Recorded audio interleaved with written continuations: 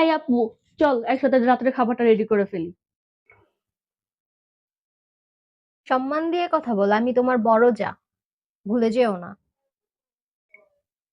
মাফ করবেন সম্মানিত বড় ভাবি, আসুন একসাথে আমরা রাতের খাবারটা বানিয়ে ফেলি। ধন্যবাদ।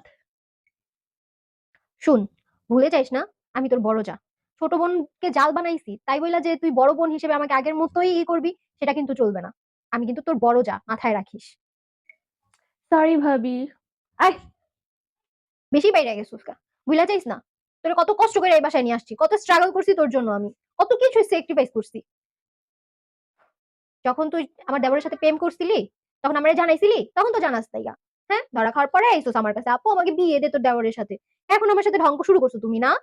আমি কিন্তু তোমার বড় জাল, বড় জালের মতোই সম্মান দিবা, বড় বোনের মতো না। সরি আপু।